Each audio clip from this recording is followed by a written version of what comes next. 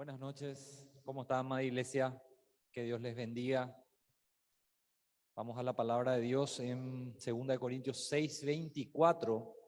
Quiero que ustedes se queden en ese pasaje, por más de que yo haga un ping-pong en otros versículos, ese es nuestro pasaje central para la prédica de hoy. Entonces, 2 Corintios 6:24. Y vamos a orar para entregarle al Señor esta palabra que Él nos va a traer. ¿Le parece bien? Padre, gracias te doy, Señor, por tu palabra. Gracias por traernos a tu Espíritu Santo dentro de nosotros, que nos ayuda a entender y comprender a cabalidad, Señor, el mensaje que tienes para nosotros en esta noche. Yo te ruego, Señor, que nos ayudes en todo este desarrollo que vamos a hacer de este pasaje tan importante para nuestro caminar como hijos tuyos, Señor. Bendigo a cada persona que está acá. Te ruego, Señor, que sus oídos y sus ojos espirituales estén abiertos en este momento, que su corazón sea una tierra fértil, donde la semilla perfecta de tu palabra caiga y dé fruto en gran manera. En el nombre poderoso de Jesús. Amén y amén. 2 Corintios 6:14, les voy a leer yo de corrido y después vamos a desarrollar el mensaje. Dice así: no os unáis en yugo desigual con los incrédulos, porque ¿qué compañerismo tiene la justicia con la injusticia? ¿O qué comunión la luz con las tinieblas? ¿O qué concordia Cristo con Belial? ¿O qué parte el creyente con el incrédulo? ¿Y qué acuerdo hay entre el templo de Dios y los ídolos? Porque vosotros sois el templo de Dios viviente, como Dios dijo: habitaré y andaré entre ellos y seré su Dios y ellos serán mi pueblo. Versículo 17, por lo cual salid de en medio de ellos y apartaos, dice el Señor, y no toquéis lo inmundo, y yo os recibiré y seré para vosotros por Padre, y vosotros me seréis por hijos e hijas, dice el Señor Todopoderoso. Un pasaje extenso, pero vamos a ir desarrollando un poquitito la enseñanza que tenemos para el día de hoy. Hay un mensaje claro acá, hay un paralelismo entre dos cosas muy marcado en estos pasajes. ¿Qué es el paralelismo? Justicia, luz, Cristo, creyentes, Dios, por un lado. Por el otro lado tenemos injusticia, tinieblas, Belial, incrédulos e ídolos. Son dos reinos. Son dos reinos muy marcados, a los cuales hacen una pregunta retórica, una pregunta que sabemos la respuesta, que la respuesta es muy obvia. Con el cual la primera pregunta dice: ¿qué compañerismo? Esa palabra compañerismo significa asociación. La segunda palabra que dice ¿qué comunión? Es la palabra griega koinonia. ¿Escucharon alguna vez esa palabra? Koinonia es la comunión que tenemos entre hermanos. Esa es la palabra que se usa ahí. ¿Qué comunión o qué koinonia tiene la luz con la tiniebla? La respuesta es ninguna.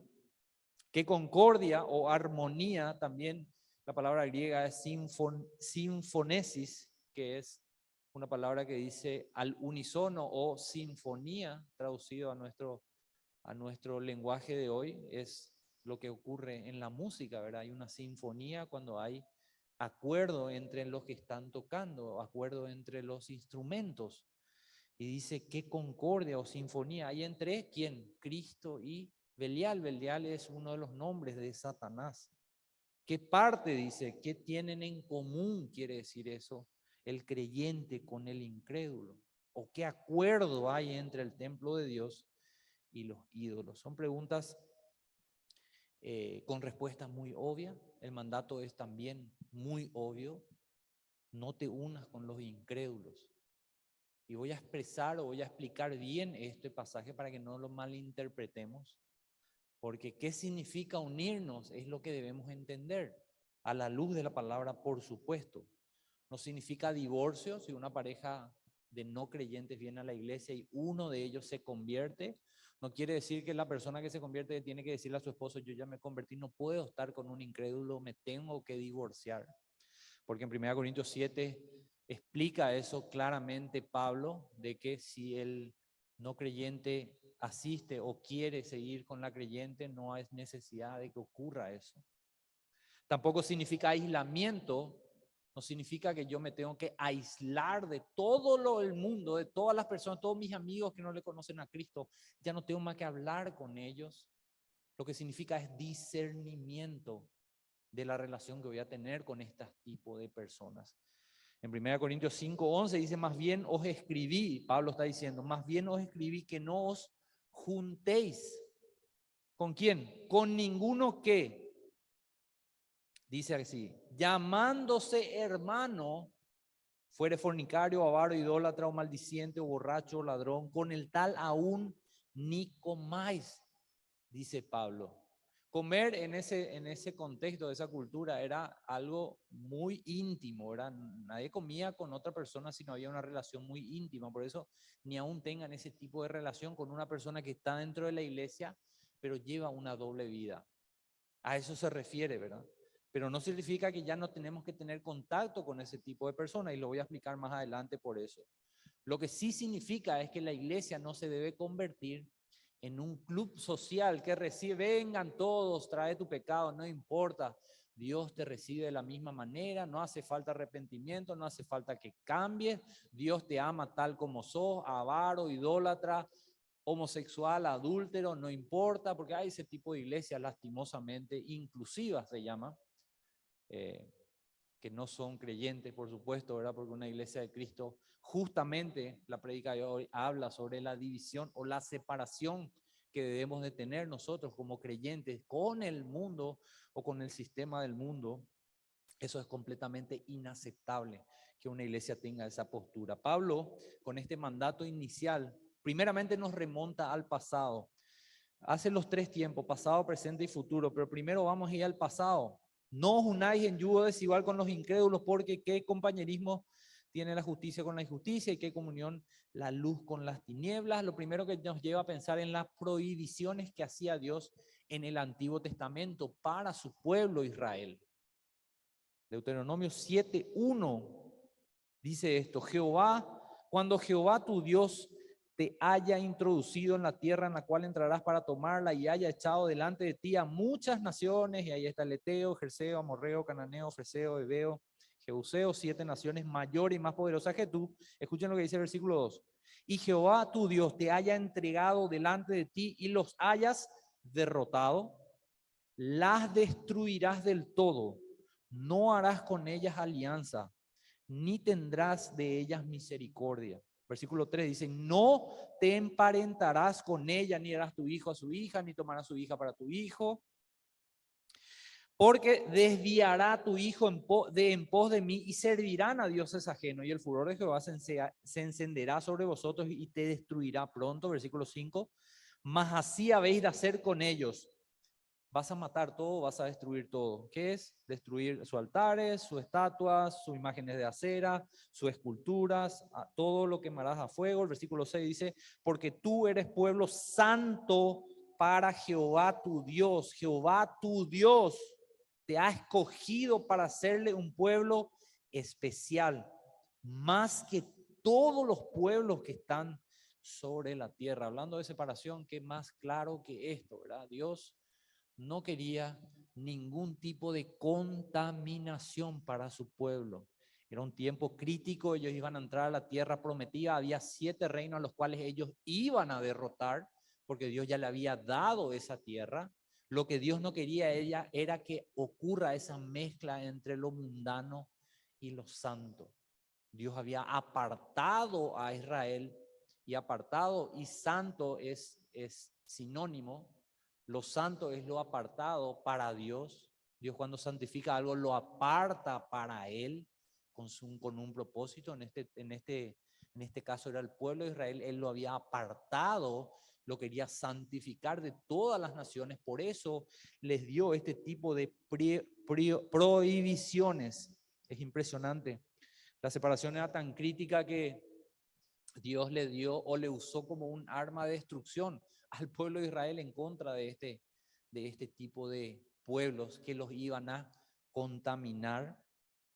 En Éxodo 23:31 dice, y fijaré tus límites desde el mar Rojo hasta el mar de los Filisteos, desde el desierto hasta el Éufrates, le dio todo lo que era su tierra, le delimitó exactamente lo que ellos iban a tener como tierra, porque pondré en tus manos a los moradores de la tierra y tú los echarás de delante de ti. Dice Éxodo 23, 31 y el 32 dice, no harás, ¿qué cosa? Alianza con ellos, ni con sus dioses, por supuesto. Versículo 33, en tu tierra no habitarán, no sea que te hagan pecar contra mí sirviendo a sus dioses, porque te será de tropiezo. Dios estaba muy interesado en la separación de los judíos con los otros pueblos, porque los otros pueblos eran pueblos paganos que adoraban a diferentes dioses. Y lo más probable que iba a ocurrir, y de hecho al leer el Antiguo Testamento nos damos cuenta que era una realidad, que fue una realidad después de toda esta advertencia que Dios le dio al pueblo cabezón o con un corazón duro, hizo igual lo que quiso y esto ocurrió. Ellos iban en pos de otros dioses y demás, pero Dios sí estaba preocupado y mostraba su preocupación y mostraba el plan de Dios para su pueblo Israel en este entonces en el Antiguo Testamento. Por eso vamos al pasado, ¿verdad? Entonces Israel fue separado y ellos estaban separados de muchas maneras. La dieta era otra, la ropa era otra, el calendario era otro. Dios le daba cosas diferentes para hacer a ellos, en todo sentido, hasta el punto de darle la instrucción de ejecutar a los enemigos que le iban de ser de tropiezo o que eran enemigos amenazantes para ellos. No te unas en yugo desigual con los incrédulos. Es algo que pasó, que está claramente enseñado en el Antiguo Testamento. Era una advertencia que Dios dio a su pueblo. Ahora sigamos el versículo 17 de 1 Corintios 6. Por lo cual salid de en medio de ellos y apartados, dice el Señor. Y ese pasaje parafrasea lo que dice Isaías 52:11. Pablo está tomando Isaías 52:11 y lo trae a Corintios y le dice, escuchen lo que le dijo Dios a ustedes.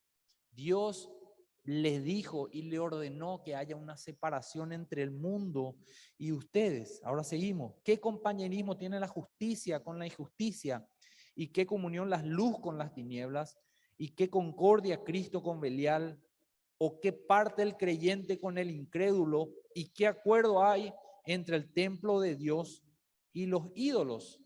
Hay 5 comparaciones, las 5 con una respuesta obvia y repetitiva, ninguna. No hay ningún acuerdo, ningún compañerismo, ninguna alianza posible entre lo santo y lo profano. Esa es la respuesta obvia.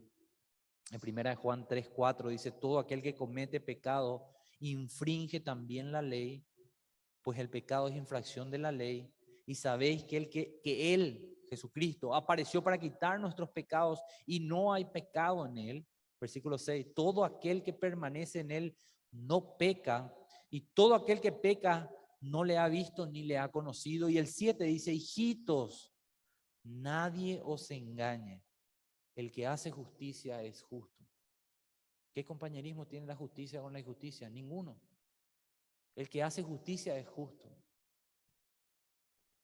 Como Él es justo, dice el versículo 8. El que practica el pecado, el injusto, el incrédulo, la persona que no nació de nuevo aún, esa persona practica el pecado y el que practica el pecado es del diablo, porque el diablo peca desde el principio y para esto apareció el Hijo de Dios, para deshacer las obras del diablo. Versículo 9, todo aquel que es nacido de Dios no practica el pecado, porque la simiente de Dios permanece en él y no puede pecar porque es nacido de Dios. Versículo 10, en esto se manifiestan los dos reinos, los hijos de Dios y los hijos del diablo. Todo aquel que hace justicia, todo aquel que no hace justicia y que no ama a su hermano, no es de Dios. Está muy clara la diferencia entre los dos reinos, ¿verdad? Está muy claro para nosotros, para nuestros ojos, para nuestro entendimiento, está muy claro. Ahora la consulta es para vos, ¿dónde estás vos, verdad? ¿En qué reino estás vos? ¿O estás por un tiempo en el reino de Dios y el otro tiempo durante la semana, en la facultad, en la familia, en el trabajo, con los amigos? ¿Estás en el otro reino? ¿Cuál es tu reino realmente? Si practicás la justicia establecida por Dios y su palabra y mostrás amor por los demás, sos perteneciente a la justicia de Dios, por lo cual sos llamado justo, por la justicia que nos imputó Cristo, por la justicia que Él ganó en la cruz.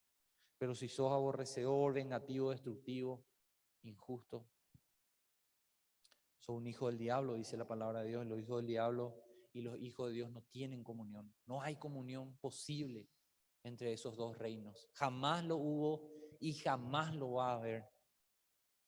¿Y qué concordia? Dice Cristo con Belial. Volvemos a 2 Corintios. ¿Qué concordia Cristo con Belial? Nuestra fuente de poder es totalmente diferente. La de ellos es su padre, Satanás. La nuestra es Jesucristo mismo.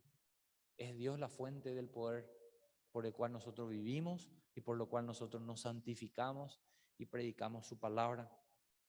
Y luego agrega, ¿o qué parte el creyente con el incrédulo? Dice, nosotros vivimos por fe en Jesucristo, ¿verdad que sí? Nosotros no vivimos por vista, vivimos por fe. Nosotros creemos en Jesús, Jesús nos sustenta, Él nos llena con su palabra, Él nos santifica y un día cuando partamos a su presencia, Él nos va a glorificar conjuntamente con Él. La fuente de ellos es completamente otra. Ellos no confían en Cristo, no confían en su palabra. Su padre es otro, por supuesto. No tiene ninguna relación con Cristo. El versículo 16, ¿y qué acuerdo hay entre el templo de Dios y los ídolos? Porque vosotros sois el templo del Dios viviente, decía Pablo. Dios mora en nosotros por medio de ¿quién? De su Espíritu Santo. Jesús dijo, conviene que yo me vaya porque si yo me fuere le voy a enviar al Espíritu Santo y el Espíritu Santo va a estar con vosotros. ¿Y dónde? Y en vosotros. Ustedes son templos del Espíritu Santo y el Espíritu Santo es una parte de la Trinidad, es decir, somos templos del Dios viviente, tanto colectivamente como individualmente. Acá somos templo del Espíritu Santo, somos templo de Dios, nos unimos todos hermanos, somos parte de la iglesia de Cristo, pero también en nuestras casas individualmente somos templo del Espíritu Santo. El Espíritu Santo mora en nosotros, no tiene que venir e irse, Él mora y Jesús dijo que va a morar para siempre en nosotros, hasta el día que partamos a su presencia, no se va y viene.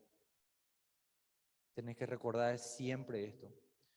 Nuestra identidad es ser templo del Espíritu Santo, hijos de Él, hijos de Dios. Podemos llamar a Dios Padre. Esa es nuestra identidad. Ahora que se habla mucho de identidad, ¿verdad? Se habla mucho de identidad, identidad de género, que yo me identifico como un árbol, yo me identifico como un caballo, yo me identifico, soy hombre, me identifico como mujer. Nosotros no entramos en esas cosas, nosotros pertenecemos a otro reino.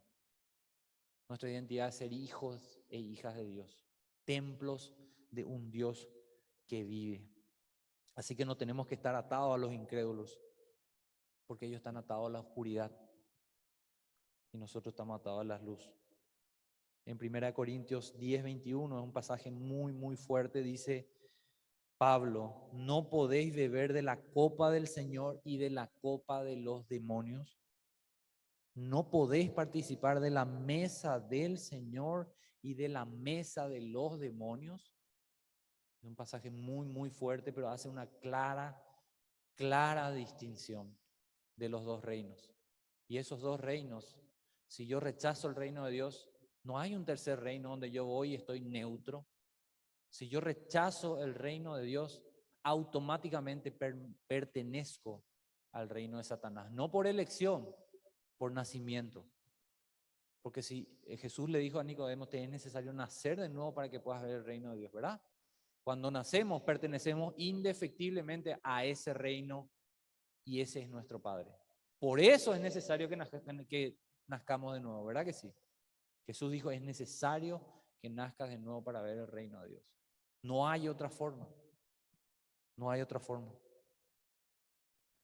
Volvamos, en el pasado no hay evidencia o apoyo como el Antiguo Testamento apoya el presente con estas 5 afirmaciones.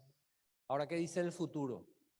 Versículo 16 dice, como Dios dijo, y todos estos verbos están en futuro, habitaré y andaré entre ellos, y seré su Dios, y ellos serán mi pueblo. 17. Por lo cual salid en medio de ellos y apartados, dice el Señor, y no toquéis lo inmundo, y yo os recibiré. 18. Y seré para vosotros por padre, y vosotros me seráis por hijos e hijas, dice el Señor Todopoderoso. Todo esto está en futuro. ¿Por qué? Porque está redirigido. Esto es, aparte de Ezequiel, una promesa para el pueblo de Israel del reinado de Cristo en el reino milenial. Pero hay una promesa clara de parte de Dios. Le dice, yo voy a hacer, tu futuro está en mis manos. Tu futuro y mi futuro está en la mano del Señor. Él ya sabe cómo termina esta película llamada vida. Ya sabe cómo termina. Y qué gozo para los creyentes saber que nuestro Dios ya sabe cómo termina. Y no solo ya sabe cómo termina, sino que te lo cuenta también por medio de su palabra. Y su Espíritu Santo te ayuda a comprender lo que Él tiene preparado para los creyentes en el futuro. Lo que nos trae, por supuesto, paz y confianza en un Dios soberano. No necesitamos hacer alianzas con el mundo, no necesitamos caerle bien al mundo, no necesitamos tener llenos de amigos del mundo que escuchan música que no alaba a Dios, que comparten cosas que no alaban ni glorifican el nombre de Dios. Para encajar, yo no necesito hacer eso para que en el futuro me vaya bien. Mi futuro está en las manos del Señor. Y por eso debemos darle gloria y honra a Él. Esto no es un llamado a la salvación, porque está diciendo que somos templo del Dios viviente, ¿verdad? Esto es un llamado a la iglesia. Esto es un llamado a los creyentes. Todas las promesas. Vamos al siguiente versículo. El siguiente versículo está en 2 Corintios 7:1 y es lo que continúa de todo lo que habíamos leído. Dice así: así que, amados, puesto que tenemos tales, ¿qué cosa? Promesas. Esas son las promesas que Dios dejó. ¿Y dónde dejó las promesas Dios? En su palabra. ¿Cómo puedo conocer las promesas de Dios? Lee su palabra, estudia su palabra, escudriña su palabra, invertí tiempo en su palabra, corta toda unión con el mundo, todo distractor que te desenfoque de conocer la voluntad de Dios por medio de su palabra, cortá, suspendé, porque todas esas cosas son distractores que el mundo provee para que vos no conozcas la voluntad de tu Padre que está en los cielos. Así que teniendo tales promesas, dice, otra razón por la que podemos creer o sabemos que estas palabras están hechas para la iglesia es que dice, ¿qué cosa? Amados, dice. Amados. 2 Corintios 7:1 es amados. Y eso no lo dice a los no creyentes. El futuro está decidido, está en las manos del Señor. Esa es la promesa de Dios. Su futuro está, nuestro futuro, el futuro de la iglesia, el futuro de su iglesia, el futuro de los creyentes está decidido. Y damos gloria a Dios por eso. Yo voy a habitar con mi pueblo, yo camino con mi pueblo, yo seré su Dios, ellos serán mi pueblo, yo te daré la bienvenida, seré un padre para ti, me seréis hijos e hijas. ¿Y quién dice eso? ¿Quién firma esa? El Dios Todopoderoso. En el pasado le dijo, salgan de ello apartados. En el 16 Dios está diciendo, voy a ser tu Dios. He resuelto el futuro, no toques lo impuro. Es realmente un llamado a la separación. Y separación y santificación es lo mismo. Cuando Dios nos separa es porque nos está santificando. Cuando Dios te pide que te separe es porque Él te quiere santificar. Te quiere sacar y cortar todo lo que te pueda llegar, como decía en el Antiguo Testamento, llegar a ser pecar en contra de Él. Pero para eso vos tenés que escuchar su voz por medio de su palabra. ¿Cómo escucho la voz de Dios? Leyendo su palabra. No hay otra forma. No hay otra forma en la cual puedas escuchar la voz de Dios, si no es por medio de lo que Él dejó escrito en la Biblia, entre Génesis y Apocalipsis. No hay otra forma de oír la voz de Dios, no te engañes, por favor te pido. Confía en la plena palabra de Dios que es suficiente, es perfecta, está completa. El canon ya se cerró. La palabra dice no hay que agregar nada ni sacar nada. Esto es todo el consejo de Dios. No necesitas ir a otro lado para saber la voluntad de Dios, para saber lo que Él hizo, lo que hace y lo que va a hacer, y todo lo que tiene preparado en el reino para los creyentes. Para conocer eso, lo único que tenés que hacer es leer, escudriñar y aprender por medio del Espíritu Santo que Él te dio. Eso lo vas a poder hacer. El 7.1, vuelvo a leer, así que amados, teniendo estas promesas. Esa palabra promesa es demasiado importante, no es una palabra nada más que está de relleno, es algo demasiado importante. Teniendo estas promesas, el futuro, ¿verdad? Y la gente te pregunta por qué es importante estudiar escatología. Escatología es el estudio teológico de las promesas, están en el futuro que Dios ha dejado en su palabra, mayormente en Apocalipsis, ¿verdad? Pero hay muchas promesas también apartes dentro de los evangelios, dentro de las cartas paulinas también. ¿Por qué es importante estudiar eso, verdad? ¿Por qué es importante estudiar eso? ¿Cómo no va a ser importante, verdad? Yo quiero saber cómo termina esta historia. Yo quiero tener esa plena certeza de saber quién es el que gana en esta historia. Y la palabra de Dios, por medio del estudio de eso, nos revela de que Él es el ganador, de que todo ya está consumado, de que Satanás tiene su condena y lo único que está haciendo que se retrase es la misericordia y la gracia de Dios para que la gente se siga salvando. Es lo que retrasa el juicio de Dios sobre este mundo. Este mundo ya está bajo juicio, ya está condenado. La fecha en que esa condena se empiece a tomar, solamente la sabe Dios, pero mientras Dios tiene paciencia, no queriendo que nadie se pierda, dice.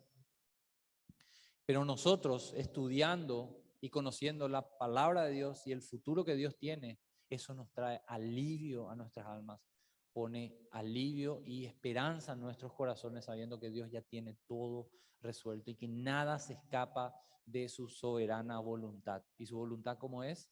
Tienes 3 atributos, ¿verdad? Buena, agradable, ¿y qué es la tercera? Perfecta. Perfecta. ¿Cómo no confiar en un Dios que es todopoderoso y que cumple su voluntad, y su voluntad es buena, agradable y perfecta? ¿Cómo no confiar en un Dios así? ¿Cómo no saber que mi futuro está asegurado en Él? ¿Cómo no confiar y saber que todo lo que ocurre tiene un propósito y de que todas las cosas ayudan a bien a aquellos que amamos al Señor? Y en esta iglesia hay gente que ama al Señor. Todas las cosas ayudan a bien a los que amamos al Señor.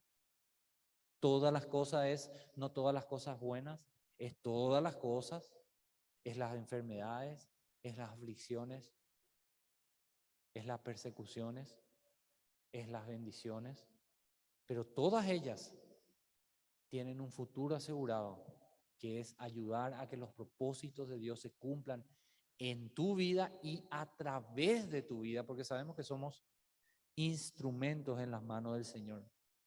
Y después que dice, en el versículo 1, limpiémonos de toda contaminación de carne y de espíritu, perfeccionando la santidad en el temor de Dios. Dios prometió traer el reino de Cristo a la tierra, en el cual vamos a reinar. Esa es su promesa en el reino milenial. Tenés que asegurarte de limpiarte de todo. En esta vida tenemos que asegurarnos de apartarnos del mundo, del sistema del mundo, no del mundo físico, del sistema mundano, del sistema de pecado que hay en el mundo. Levítico 20:24. Sabemos, tenemos en claro que santo es apartado, lo repetí varias veces en esta noche. Entonces nuestro llamado es claro. Levítico 20:24 dice, pero a vosotros os he dicho, vosotros poseeréis la tierra de ellos y yo os la daré para que la poseáis por heredad, tierra que fluye leche y miel. ¿Quién hizo la promesa? Yo, Jehová, vuestro Dios, que os he apartado de los pueblos. 26.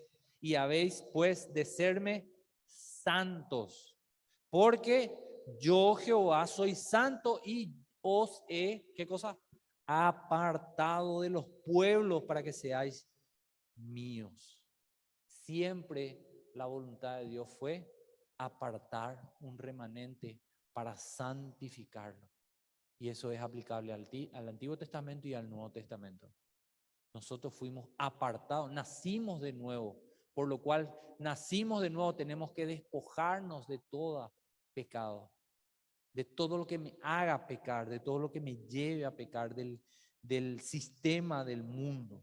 Siempre ha sido el anhelo de Dios hacer un pueblo distinto a los incrédulos. La separación del sistema del mundo, como dije, no es la separación física de los incrédulos, porque si nos separáramos físicamente de ellos, ya no hablo más con él, ya no comparto más con los incrédulos, nunca más le voy a hablar. No podemos realizar la gran comisión de Mateo 28, ¿verdad? Ir por todo el mundo y predicar el evangelio. Ahora, ¿cuál es la relación que yo tengo que tener con los incrédulos? La relación de un evangelista. Predicarle cada vez que tengo una oportunidad, no es compartir chistes, no es compartir sus cosas o las cosas del mundo, sino es compartirle a Cristo. Cada vez que tenga oportunidad de hablar con un incrédulo, ese debe ser el objetivo. Ustedes saben que por eso nosotros estamos acá en la tierra. La iglesia está en la tierra. Todavía Cristo no vino a llevarnos porque nuestro objetivo es seguir evangelizando. Es el único objetivo que tenemos acá en la tierra. Predicar el evangelio para que por medio del evangelio el Señor haga la obra milagrosa de hacer nacer de nuevo a personas muertas en pecados y delitos, hacerlo pasar al reino de Él. Por eso seguimos en esta tierra todavía. Tampoco significa la separación con el mundo escaparnos, ¿verdad? No significa hacer un convento de cristianos y irnos todos ahí, o una isla, y encerrarnos todos nomás nosotros juntitos, ¿verdad? Porque también eso es cómo ellos van a poder ser salvos. Nosotros somos la única esperanza que ellos tienen de alcanzar la salvación. ¿Saben ustedes? Tu amigo, tu amiga, tu hermano, tu papá o tu mamá, tu esposo o tu esposa que no le conoce a Cristo, tal vez la única oportunidad que tenga de ser salvo es que vos le prediques. Es que por medio de tu boca el evangelio sea expresado y el Señor haga la obra por ese milagro. El mundo es una actitud, no es un lugar. Son las actitudes y los hábitos mundanos a los cuales debemos estar separados. Jesús en su oración en Juan 7:15, Él nos describe la relación adecuada que tenemos que tener con el mundo. Él estaba haciendo una oración hacia sus discípulos. Dice, yo no ruego que los quites del mundo, sino que los guardes del mal, dice. No los quiero fuera del mundo, no los quiero que los lleves ya de esta tierra. Dejale en el mundo, pero santificale, guardale, apartale del sistema del mundo. Ellos tenían que predicar la palabra, ¿verdad que sí?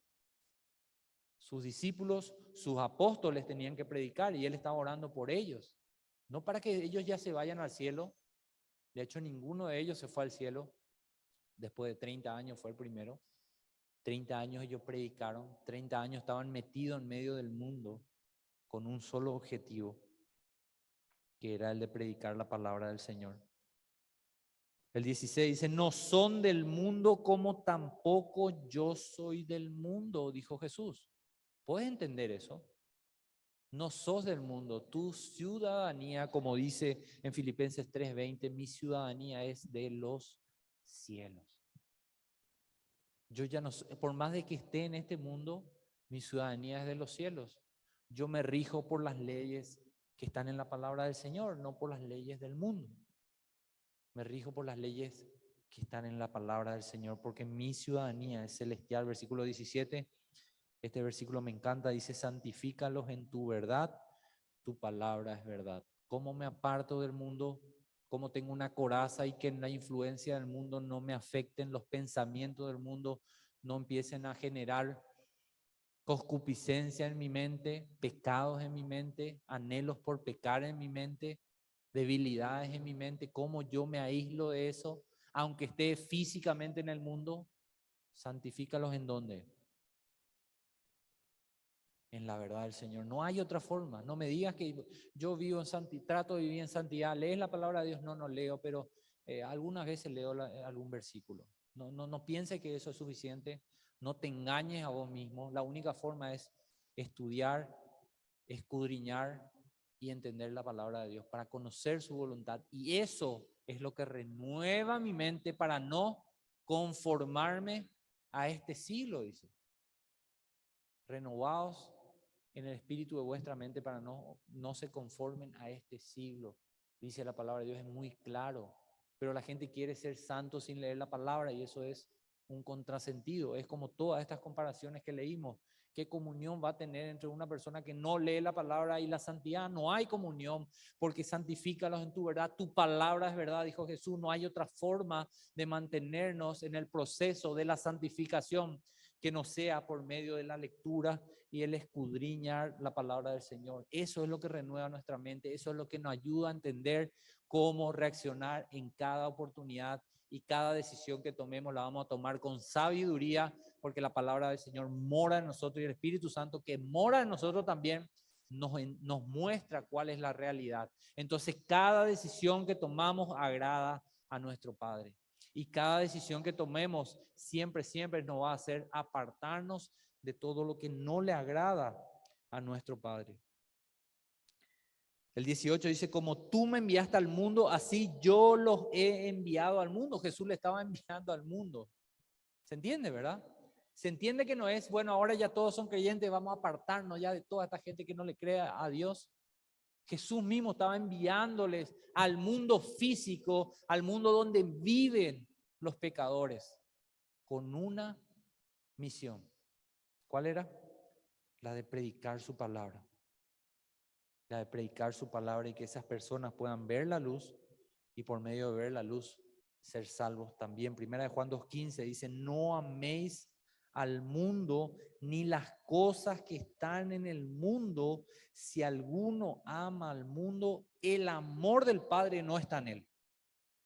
16 dice, porque todo lo que hay en el mundo, en el sistema del mundo, los deseos de las carnes, los deseos de los ojos y la vanagloria de la vida no proviene del Padre, sino del mundo.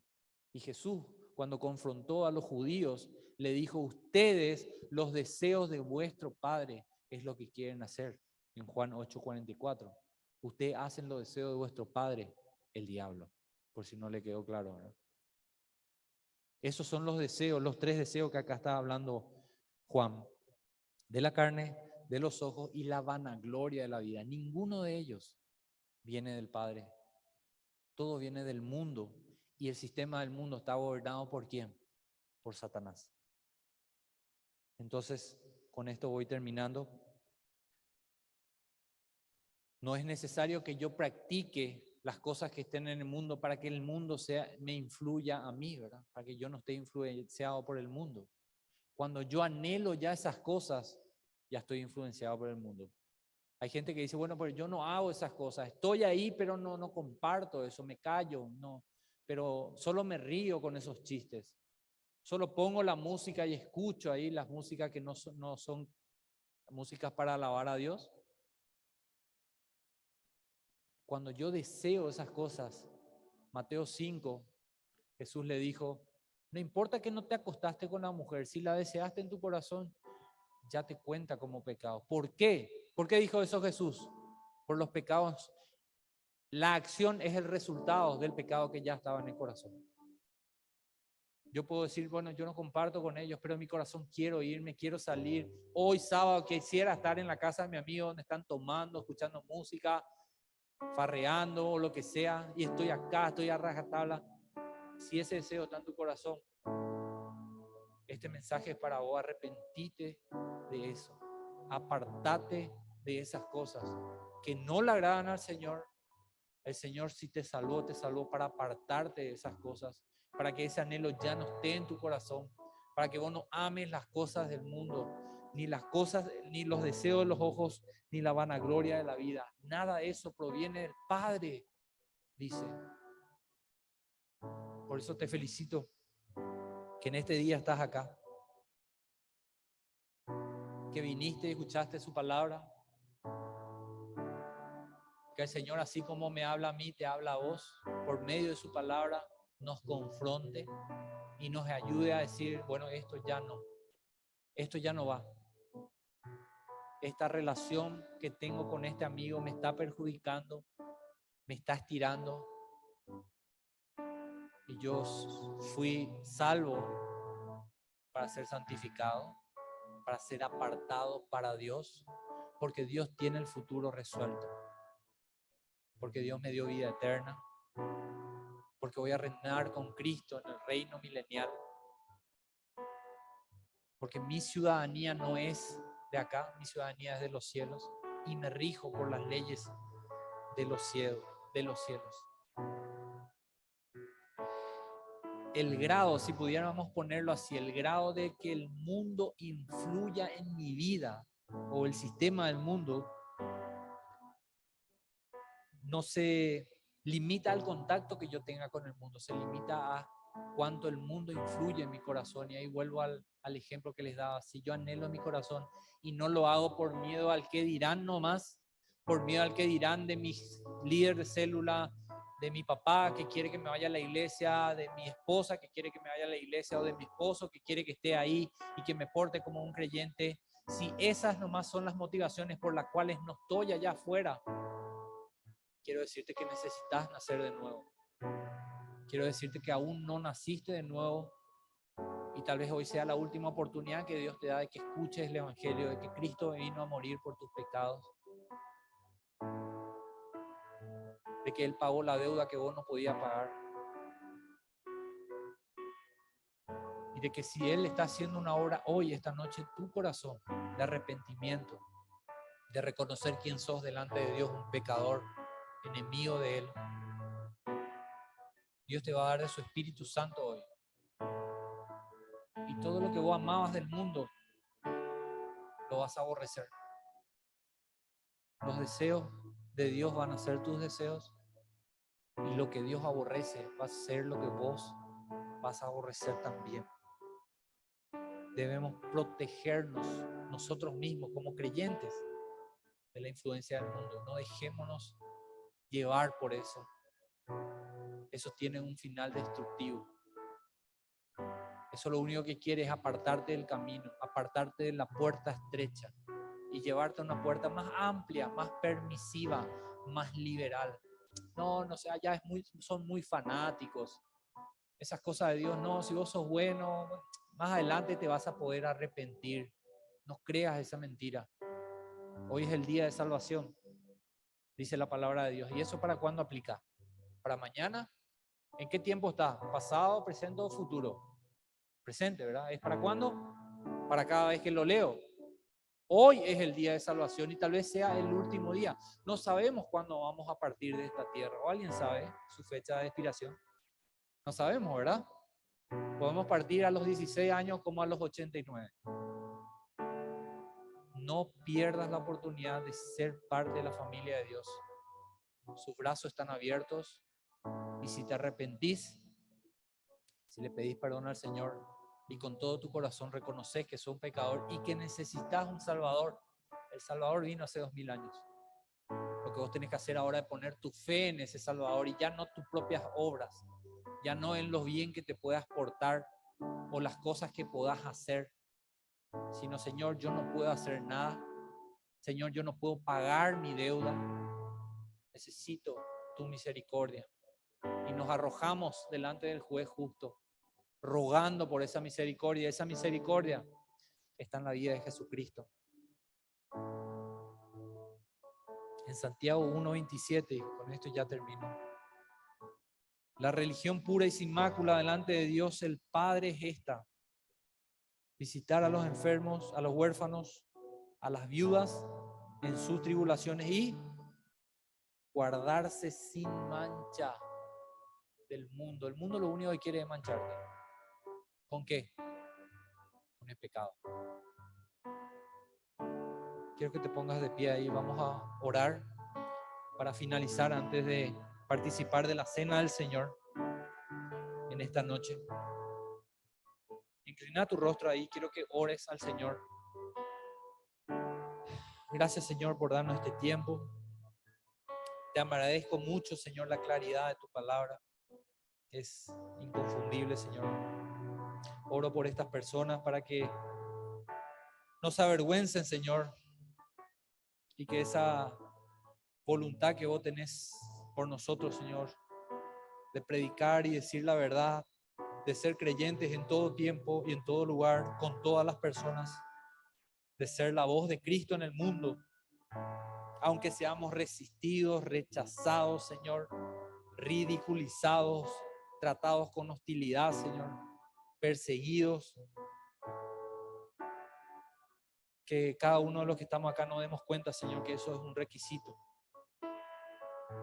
que tú has puesto delante de nosotros, proclamar tu verdad, Señor, y no hacer alianzas con el mundo. No necesitamos del mundo, Señor.